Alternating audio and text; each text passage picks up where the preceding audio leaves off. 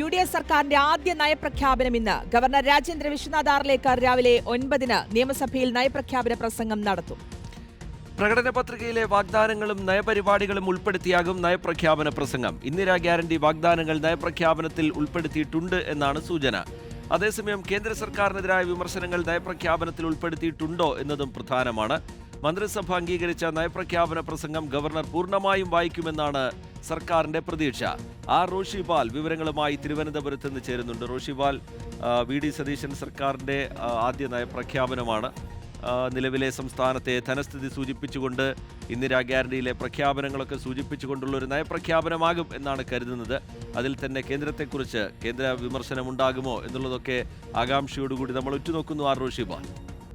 അറിജിത്, ശ്രുതി, ഇന്ന് UDF സർക്കാരിന്റെ VD Satheesan സർക്കാരിന്റെ ആദ്യത്തെ നയപ്രഖ്യാപന പ്രസംഗം രാവിലെ 9-നാണ് നിയമസഭയിൽ ഗവർണർ രാജേന്ദ്ര വിശ്വനാഥ് ആർലേക്കർ നടത്തുക.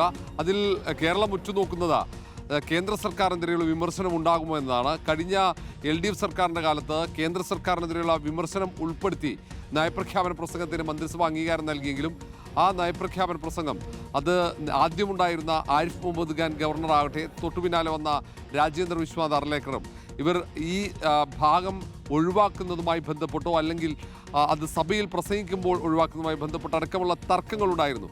സമാനമായ ഏതെങ്കിലും ഭാഗങ്ങൾ ഈ നയപ്രഖ്യാപന പ്രസംഗത്തിലും സർക്കാർ ഉൾപ്പെടുത്തിയിട്ടുണ്ടോ എന്നതാണ് പ്രധാനം. അങ്ങനെ ഉൾപ്പെടുത്തിയിട്ടുണ്ടെങ്കിൽ ഈ പൂർണ്ണമായും നയപ്രഖ്യാപന പ്രസംഗം ഗവർണർ വായിക്കാൻ തയ്യാറാകുമോ എന്നൊരു ചോദ്യവുമുണ്ട്. ഏതായാലും അതിനപ്പുറത്തേക്ക് ഈ നയപ്രഖ്യാപന പ്രസംഗത്തിൽ UDFിൻ്റെ പ്രകടന പത്രികയിലെ പ്രധാനപ്പെട്ട ഭാഗങ്ങളായിരിക്കും അവർ ഊന്നിപ്പറഞ്ഞിട്ടുണ്ടാകുക എന്ന സൂചനയാണുള്ളത്. പ്രത്യേകിച്ച് ഇന്ദിരാ ഗ്യാരണ്ടി അടക്കം 5 ഗ്യാരണ്ടി പ്രഖ്യാപനങ്ങൾ അത് രാഹുൽ ഗാന്ധി തെരഞ്ഞെടുപ്പ് കാലത്ത് നടത്തിയതാണ്. ആ പ്രഖ്യാപനങ്ങൾ ഊന്നിക്കൊണ്ട് പ്രകടന പത്രികയിലെ മറ്റു വാഗ്ദാനങ്ങൾ അത് നടപ്പിലാക്കുന്നതുമായി സംബന്ധിച്ചുള്ള കാര്യങ്ങൾ അതൊക്കെ ആയിരിക്കാം ഈ നയപ്രഖ്യാപന പ്രസംഗത്തിൽ ഉണ്ടാവുക. അതിനൊപ്പം ഏറ്റവും പ്രതീക്ഷകളാണ്. അടുത്ത 5 വർഷക്കാലം സംസ്ഥാനത്ത് നടപ്പിലാക്കാൻ പോകുന്ന UDFിൻ്റെ നയങ്ങൾ അത് നടപ്പിലാക്കാൻ കഴിയുമെന്ന ആത്മവിശ്വാസവും പ്രതീക്ഷകളും ഉൾക്കൊള്ളിച്ചുള്ള നയപ്രഖ്യാപനമാകാം. കാരണം ആദ്യത്തെ നയപ്രഖ്യാപന പ്രസംഗമായതുകൊണ്ട്.